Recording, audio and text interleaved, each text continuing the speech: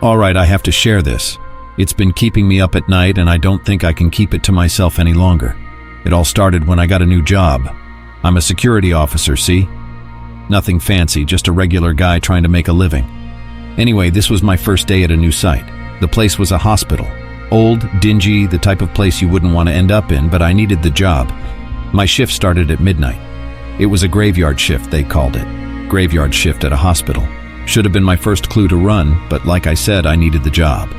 Anyway, I got there, clocked in, and started my rounds. It was quiet, the usual beeping of machines and the soft murmur of night shift nurses doing their thing. You get used to it after a while. So there I was the first night on the job, strolling down the sterile, two-white halls of an old, crumbling hospital. The air smelled antiseptic, clinical, with an undercurrent of something stale, something old. The hum of the overhead lights was the only sound punctuating the quiet. Then I spot this kid, a tiny figure darting in and out of my vision, giggles echoing down the hallway. His mop of brown hair bounced as he ran. Something about it didn't sit right with me. Kids weren't supposed to be up and about at this hour, right? "Hey, kiddo," I called after him. "What are you doing running around this late?" All I got was a burst of laughter in response, and then he was gone. Just like that, disappeared around a corner. I shook off the unease creeping up my spine, blaming it on the graveyard shift. But then I started seeing him everywhere, in the cafeteria, by the nurse's station, even near the morgue. Each encounter left a cold shiver running down my spine, as if I was walking through a freezer. I even noticed the lights flickering when he was around, casting eerie shadows on the walls. I talked to a nurse about the kid. Her confusion was genuine, sending a cold jolt of fear through me.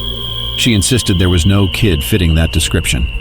I tried to shake it off, but deep down a seed of fear had been planted. Then one night around the witching hour, I spotted him again. He wasn't running this time. He was standing in the hallway staring at me. His once playful eyes seemed heavy with a sadness that didn't belong to a kid. He opened his mouth and whispered so softly I almost didn't catch it. "I just want to go home." Then he was gone, like he was never there.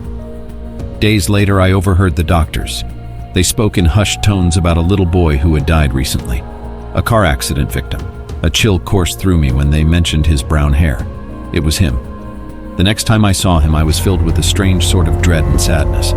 I approached him and, swallowing my fear, whispered back, "You can go home now, buddy." For the first time, he smiled. It was a sad smile, but a smile nonetheless. Then, as quickly as he appeared, he vanished, and I never saw him again. I put in my transfer papers the next day, requested a new site. When they asked me why, I just mumbled something about wanting a change of scenery. I didn't dare mention the boy. Would they even believe me? And now here I am telling you this story. Maybe you believe me, maybe you don't.